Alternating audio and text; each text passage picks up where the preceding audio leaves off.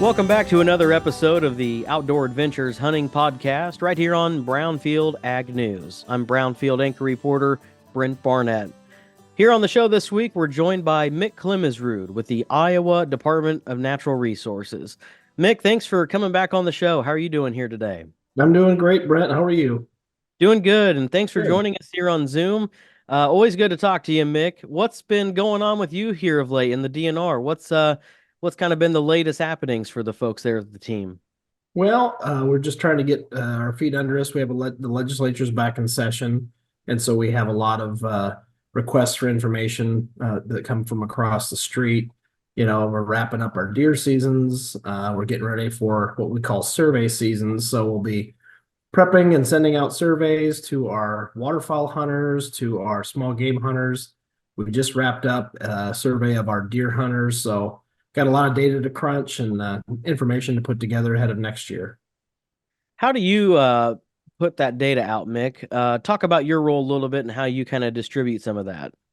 So we've got really our wildlife research section is a pretty well run group. We've got biometricians there to help do some of the statistical analysis. We've got staff on hand that develop questions, partnerships with our surrounding states, and we partner with Iowa State a lot to develop these surveys. And what I do after we have the survey information back is we try to digest that down and to make it usable. What does it mean to me type of thing.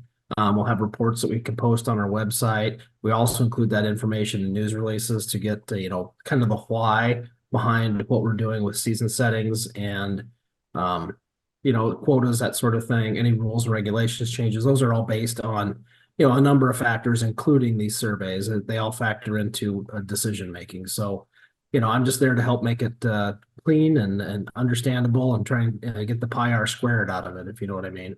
Yeah, for sure. Now, you did mention the Iowa legislative session at the Capitol. What kind of a role does the DNR have at the Capitol? How much do you pay attention to the session, and how does it impact the DNR? Well, we have staff that are over there every day, and they are there to respond to questions. We do have a lot of bills that involve the DNR for both sides of our agency. We do have an environmental side as well. And so every year there's a lot of bills, there's a lot of questions. We get a lot of fiscal note requests, how will this impact business or the agency, et cetera. And so we're there to respond to requests. We don't have anything we're proposing this year, but we're just there to provide insight into what ramifications these bills could have. Sure. Can you talk a little bit about how you guys stay connected with folks who use the outdoors and residents throughout the state, and some things that you may have coming up to kind of keep that conversation going? We've got, I'll just use our Wildlife Bureau, for example. It's the largest bureau in the DNR. We've got all these, we manage close to 600,000 acres across the state, and they're all of our different wildlife bureaus. We do a lot of public meetings. We invite people, all year long. We have what we call a good neighbors meeting. We want to be a good neighbor to our fellow landowners and producers. So each of our wildlife units will do some outreach. We'll send mail letters to our to people who live next to our wildlife areas and say, hey, let's come out. You have questions on how we're managing or why we're managing this way or how we can mutually benefit each other. So we have those meetings. So there's about 20 of those a year. We do our rules meetings, and so we have what we call our listening sessions, and those are coming up in February. So what we have is about a 2-hour meeting. There's 18 of them scheduled across the state between February 20 and 22nd. We'll produce about a 45-minute video, which just has our research staff kind of giving a summary of what they've had for our seasons from our harvest and that sort of thing. And that takes, like I said, roughly half of the time. And then the rest of the time is there for people to comment on what they've heard or provide comments about other topics locally if they want. We will collect all those comments and they are put into a final report, and we include those of any type of rule changes that we're proposing. So it's we encourage people to come out. We've already sent one statewide news release. We've got a list serve that people can sign up for. It's free. We have our hunting group that has about 135,000 members on it, and we send that contact our members because we want to hear what they have to say. We want their input. We want them to know what's going on because this is their resource and we are just managers of it. So that's a big one coming up. And then we'll have like I said with some of our other surveys, a small game survey. We send that out to a random list of small game hunters, and we collect information like hunting effort, harvest. That helps to provide us with our pheasant hunting harvest estimates that we always put out in June. We will also be having our waterfowl. Every 5 years, we produce an in-depth waterfowl survey. We have meetings across the state. We're just starting that process now. That's going to help us to set what type of zones that we have because these are locked in for 5 years, and then what types of seasons that we have. So we're going to go out there and solicit input all across the state, so everybody has a chance to get their say in. We'll also have the information up online. So we have a pretty aggressive social media interaction with our public. We have a fantastic website that provides a lot of information, plus ways to contact us. So there's just a whole, we work as much as we can with the public, and because like I said, this is their resource. We're just blessed to be the ones that get to work with it. Yeah, it's really, really cool that you give the public a chance to have their voices heard on some of the things as they see in the field when they're out using those resources, just like you said, Mick. Yeah, so we go. I think we do a pretty good job. We go out of our way to try to get people to these meetings because if they have questions, they can come right here and ask the person who's managing that area or ask the person in charge of the research. So it's a great way to develop a relationship. That way, if you do have questions, you can always pick up a phone and give us a call and let us know what you're thinking, and we'll give you the reasons why that we're doing things the way we're doing them. So we want what's best for the resource. We want people to use the resource. We want more people to use the resource. So we always encourage people to come out.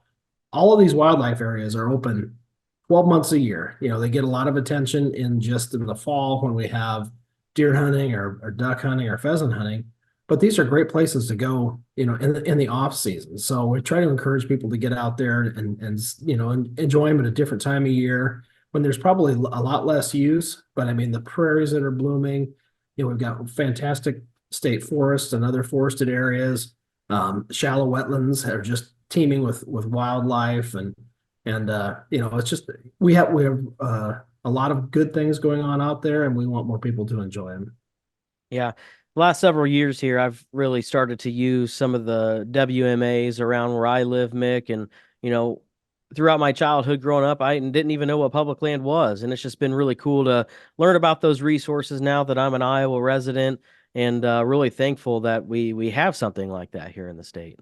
And I've got part of what I do is to promote some of these areas. And what I've learned over the last, 5 or so years of doing what I call these profiles, we profile different areas each week in the summer, is that how much research goes on to, restoring the plant community there. What was there originally? How can we replicate what was naturally there and make, because that's what the plants are going to want to be there. It's going to benefit the wildlife, and that goes from the insects all the way up to deer and turkeys. So just watching that, it's such a neat thing. If you understand what, the plant community is going to be there, you're going to have a better idea of what it can support too. So we always talk about how important those pollinators are, and, the different bugs that use the pollinator plots, the little, the bugs that we don't even know what really they are. It's, the grasshoppers, that sort of thing. These are what pheasants will, they need all those little protein bugs to thrive. So the more prairie plants you're going to have out there and that sort of thing, the better bug community you're going to have. You're going to have, it supports all that stuff from non-game birds all the way up through our pheasants. So, and turkeys too. The turkeys are grubbing and bugging as well. Yeah, I was going to say the last few years I've looked out some of the places I go to. I must have timed it up perfect where the local conservation or DNR had done a prescribed burn on a piece of public, and that seems to attract those turkeys in the spring. You can really call them across those valleys across a burn. Oh yeah, yeah, and that's a really good point. Is we are going to be heading into our burning season. We do a lot of late winter, early spring burns before any. We don't want to disturb the hunting, but we'll see a lot of people out, and they'll as soon as they can burn, if they need winter, like we're blessed with snow right now. Sometimes they use that for some of the winter burns. So it's one of our biggest habitat management strategies is to do these prairie burns, and the way that that regenerates and the flowers and the grasses and all that stuff returns. You go back there in June, you'll never even know that that had been there, but it has done what it's supposed to. It reinvigorates the plants. Fire is a very, very important management tool. We've got staff that are very good at it. Mick, as we talk, deer season has concluded across the state. Just wanting to see if you could take a few minutes here and reflect on what we saw across the state of Iowa for the 2023-24 hunting seasons for white-tailed deer. How did things go here in Iowa? Well, we've had a pretty good year. We try to manage the herd to produce a harvest of between 100,000 and 120,000 deer. And in the last probably 3 or 4 or 5 years, we've been right in that zone between around 100 to 110,000. And this year we're expecting just over 103,000. We've had this last January antlerless season.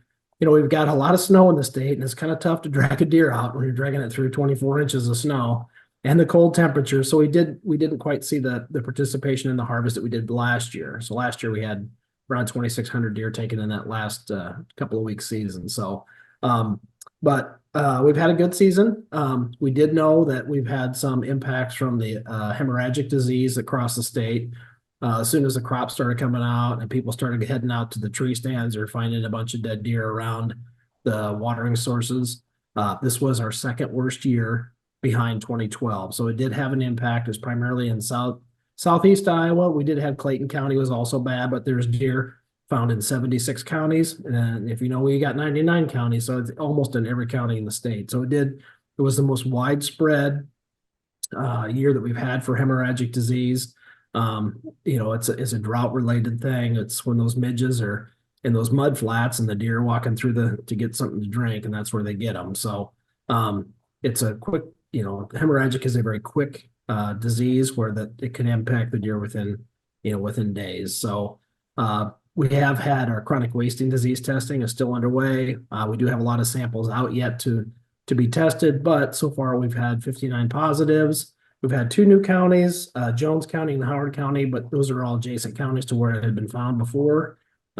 We do expect to get more positives from some of our endemic areas, so that's something that we're on top of, and we're so thankful to the hunters who do provide all those samples. So, it's a partnership. Managing our deer herd is a partnership between the DNR and our hunters, and they've done a great job whenever we ask them to step up and produce, some of these tissue samples or to harvest deer in other areas. So, been a good year, and we'll see, how this goes forward.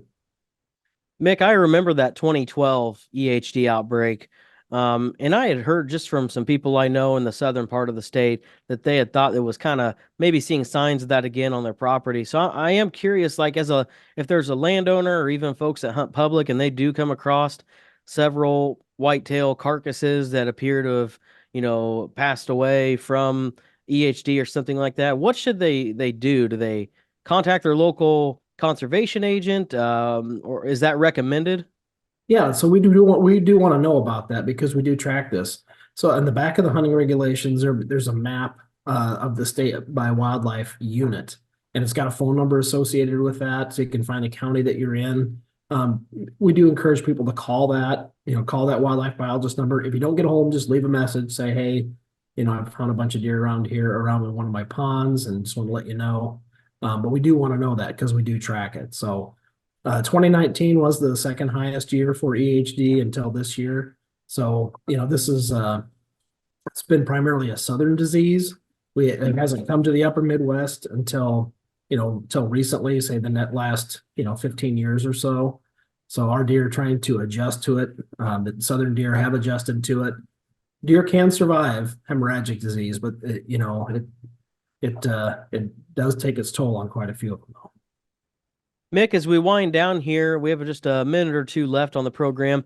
Can you maybe look ahead a little bit? And I know turkey season will be here before you know it in the spring. I think all of us are kind of hoping for that spring weather right now.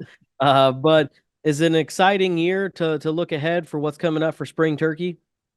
Yeah, so we do our poult and our turkey brood survey, which would be about similar to last year. Last year we had as our record harvest, if you could believe it, is 14,500 plus turkeys were reported, which is right behind our 2020 COVID year. If you can believe we beat the 2020 COVID year for spring turkey harvest, which is great to hear. A lot of those birds were the 2 year olds taken. They should be toms this year, so we're expecting a similar type of hunt that we had as last year. And so, if you want to get out, this would be the time to do it. We've got if people aren't aware, we do have 4 different seasons. You can hunt season 1, 2, or 3, and then you can also hunt season 4. So you can only hunt 2 seasons in Iowa. One of them has to be season 4. We got a lot of birds. Bless Hills area is one of the more popular for our turkey population, higher population, some of the more popular places to hunt. And, if you're looking for a place to go, we do have a lot of land out there, and it's an opportunity for people to get away from get away from the crowd. If you pick one of the earlier seasons, you won't have quite the much competition as you would, say, during a weekend one or the 4th season. We'll see if I can break or continue my good luck, I guess. Last season, finally got a turkey on public land here, and it broke my 4-year drought. So it was kind of tough sledding for me for a while, some bad luck and some bad decisions along the way as well that I learned from. But this past season, I took the largest turkey I've ever taken in my life, and it was on public here where I'm close to where I'm at, and ended up being 26 pounds, Mick, with inch and three quarter spurs. And I took him there season 2, and it was about 28 degrees that morning with some wintry mix and some snow hitting my face. I'll never forget it. It was the fastest hunt of my life. I had only been out there maybe 15 minutes and called him in. Oh, that's fantastic. Yeah. We hunt primarily public land, and we hunt first season. So I know all about wintry mixes and cold, waking up where you can't feel anything. We camp, so we're always in tents too. So, but congratulations on that. Hopefully you get another shot at another record bird for you. Yeah, that was, I've killed some, 22 and a half pound birds before. A lot of Jakes in there throughout my younger years. But yeah, I could not believe it when we got that one on the scale this past year. And it was quite the experience. Lugging him out of there was a challenge as well, throwing him over the shoulder. I was huffing and puffing getting back to the car. That's fantastic. Yeah. Well, good for you. Congratulations. Hopefully you get another crack at it this year. Thanks, Mick. Good luck to you this season as well. If anyone wants to stay connected, how do they do it with the DNR, Mick? Well, I always send them to our website first to sign up. We've got you can sign up and get different types of news. We got a fishing report.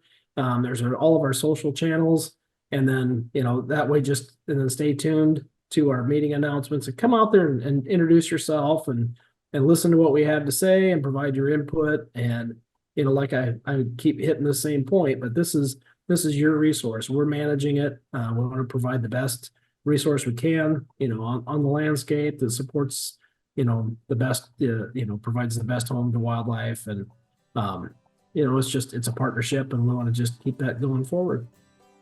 Mick, always good to talk to you. Have a good weekend. All right. Thanks, Brent. You too.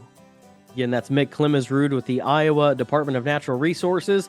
And thanks a lot for joining us here this week on Brownfield's Outdoor Adventures. I'm Brent Barnett.